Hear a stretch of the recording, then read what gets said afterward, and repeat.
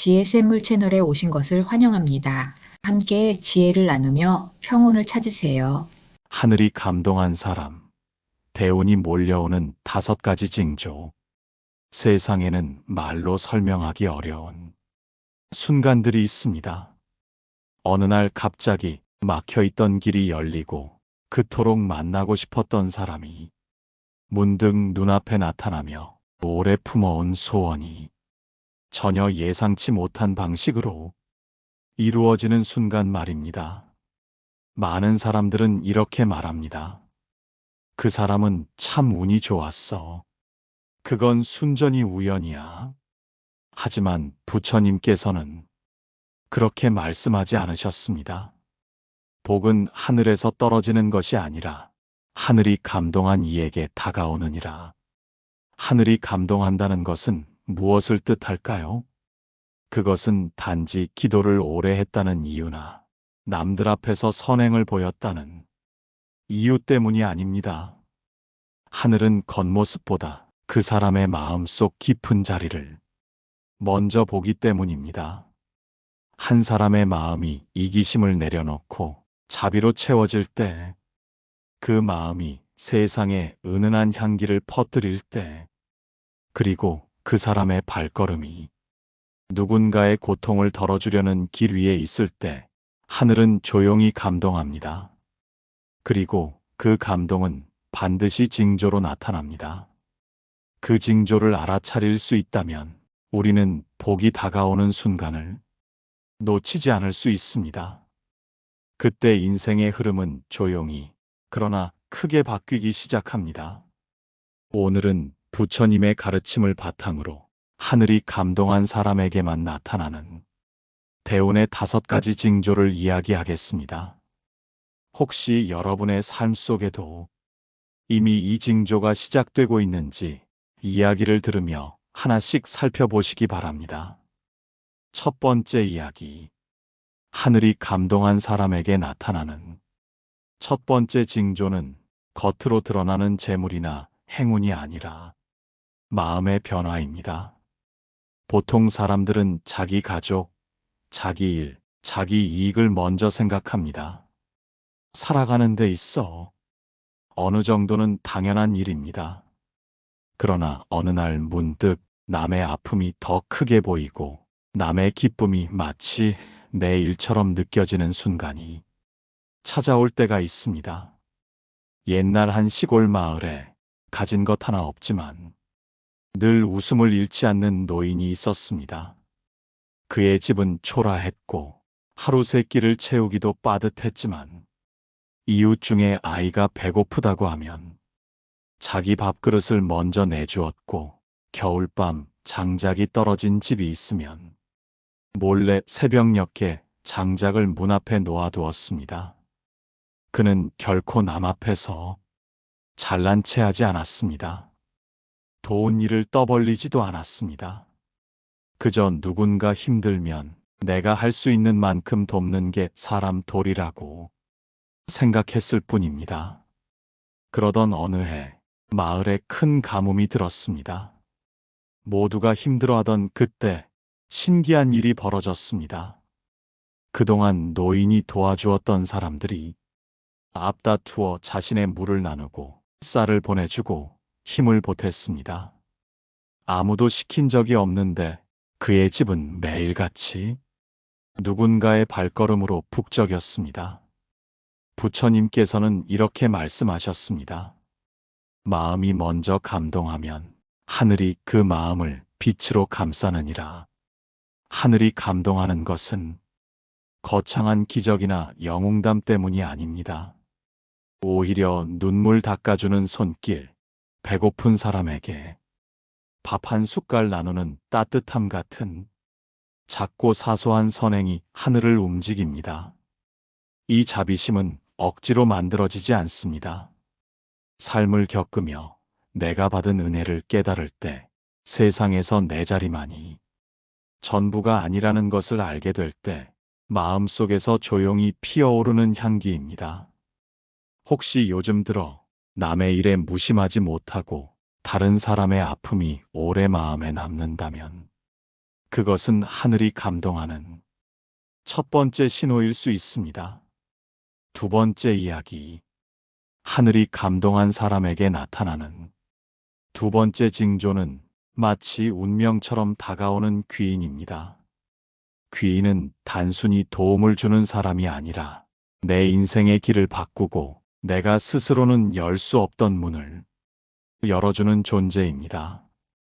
그 만남은 대부분 예상치 못한 순간에 뜻밖의 장소에서 이루어집니다. 한 청년이 있었습니다. 가난한 집안에서 태어나 책을 읽고 싶었지만 책 한 권 사기조차 어려웠습니다. 그러나 그는 포기하지 않았습니다. 밤에는 부엌화로 불빛의 의지에 책을 베껴 쓰고 낮에는 품팔이를 하며 부모님을 도왔습니다. 어느 날 장터에서 무거운 짐을 나르던 그는 허리가 굽은 노인을 도와주었습니다. 그 노인은 책을 팔고 있었는데 청년의 말투와 눈빛에서 묘한 기운을 느꼈습니다. 며칠 뒤 노인은 그 청년을 불러 책을 빌려주고 그를 가르치기 시작했습니다. 그 만남이 계기가 되어 청년은 학문을 닦아 관직에 오르게 되었고 평생의 스승이자 귀인을 얻게 되었습니다. 부처님께서는 말씀하셨습니다. 연꽃은 진흙에서 피어나지만 향기는 하늘로 퍼지느니라.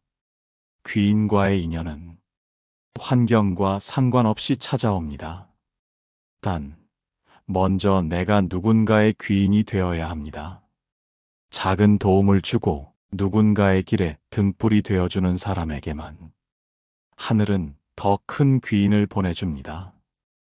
혹시 요즘 들어 생각지도 못한 사람에게 도움을 받았다면 그것은 하늘이 감동한 결과일 수 있습니다. 세 번째 이야기. 하늘이 감동한 사람에게 찾아오는 세 번째 징조는 지금까지 나를 짓누르던 고난이 돌연 기회의 문으로 변하는 순간입니다. 우리는 흔히 말합니다. 왜 나만 이렇게 힘든 일을 겪는 걸까? 운이 없어서, 팔자가 그래서 그렇겠지. 그러나 부처님께서는 이렇게 말씀하셨습니다. 고난은 덕을 담는 그릇이니 이 그릇이 채워지면 복이 머무느니라. 옛날에 한 상인이 있었습니다. 그는 성실하게 장사를 했지만 거듭된 불황과 화재로 모든 재산을 잃었습니다. 한순간에 빚더미에 앉게 된 그는 사람들을 피했고 세상과 등을 돌렸습니다. 그러나 그가 끝까지 버리지 않은 것이 있었습니다. 바로 정직한 거래 습관과 사람을 속이지 않는 마음이었습니다. 어느 날 그는 장터에서 작은 물건을 팔고 있었습니다. 손님이 돈을 잘못 계산해 더 주었는데 그는 그것을 바로 돌려주며 말했습니다. 잠시 손에 쥐는 돈보다 평생 쥐는 신뢰가 더 값집니다. 이 일을 지켜본 한 손님이 있었습니다. 그는 은퇴를 앞둔 큰 상회의 주인이었고 믿을 만한 사람을 찾고 있었습니다. 몇 달 후 그 상인은 그에게 상회를 맡겼고 그는 다시 일어나 이전보다 더 큰 사업을 하게 되었습니다. 하늘이 감동한 사람은 고난 속에서도 덕을 잃지 않는 사람입니다. 그런 사람에게 고난은 끝이 아니라 다음 문을 여는 열쇠가 됩니다. 혹시 지금 여러분이 힘든 시기를 지나고 있다면 그 고난이 언젠가 하늘이 준비한 기회의 문일 수 있다는 사실을 기억하시기 바랍니다. 네 번째 이야기. 네 번째 징조는 그동안 아무리 애써도 풀리지 않던 일이 거짓말처럼 유연하게 풀리기 시작하는 것입니다. 삶에는 내 힘만으로는 해결되지 않는 문제들이 있습니다. 그런 문제는 억지로 매듭을 풀려고 하면 더 조여지고 잠시 내려놓을 때 비로소 실타래가 풀리듯 해결의 실마리가 보입니다. 하늘이 감동한 사람에게는 어느 순간 이 매듭들이 하나씩 풀리기 시작합니다. 연락이 닿지 않던 사람이 먼저 찾아오고, 막혀있던 계약이 성사되고, 억울했던 일이 명명백백히 드러납니다.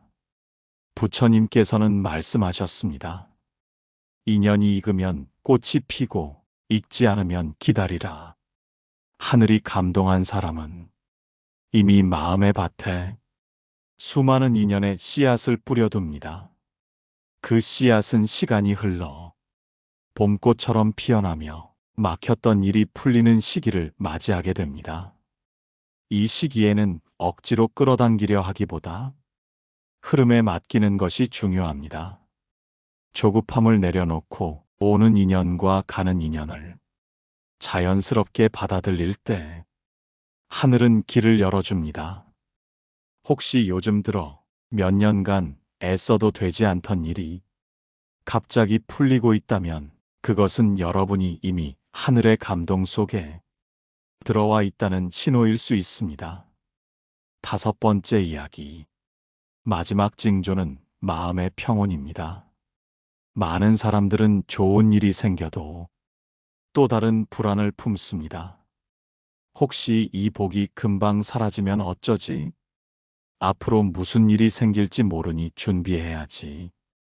그러나 하늘이 감동한 사람에게는 이런 두려움보다 믿음과 고요가 먼저 찾아옵니다. 옛날에 한 스님이 있었습니다.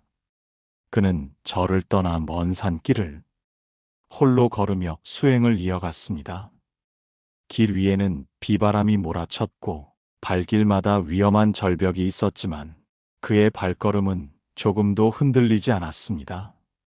이를 본 이가 물었습니다. 스님, 두렵지 않으십니까? 스님은 미소 지으며 말했습니다. 마음이 고요하면 길이 곧 집이 됩니다. 부처님께서는 말씀하셨습니다. 두려움은 집착에서 나고 평온은 내려놓음에서 나느니라. 하늘이 감동한 사람은 재물과 명예를 쥐고도 그것에 매이지 않고 사람의 칭찬과 비난에 쉽게 흔들리지 않습니다. 삶과 죽음마저 담담히 바라볼 수 있는 힘을 지니게 됩니다. 이 마음의 평온은 단순한 성격의 문제가 아니라 하늘이 그 사람의 삶을 지켜주고 있다는 믿음에서 옵니다. 그래서 큰 결정을 내려야 할 때도 망설임이 줄고 위기 속에서도 마음이 무너지지 않습니다. 혹시 요즘 들어 예전 같으면 불안했을 상황에서 이상하게 마음이 차분하고 중심이 잡힌다면 그것은 대운이 이미 여러분의 삶 깊숙이 자리 잡았다는 신호일 수 있습니다. 오늘 우리는 하늘이 감동한 사람에게 나타나는 5가지 징조를 살펴보았습니다.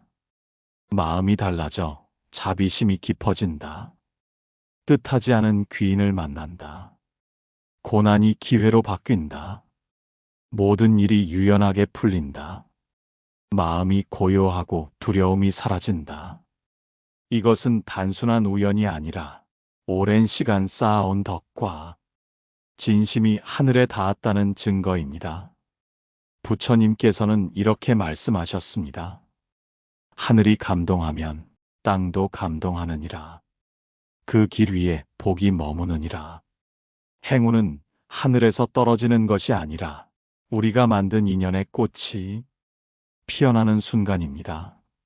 씨앗을 뿌리지 않으면 꽃이 피지 않듯 선한 마음과 진심 어린 행동이 쌓이지 않으면 대우는 머물지 않습니다.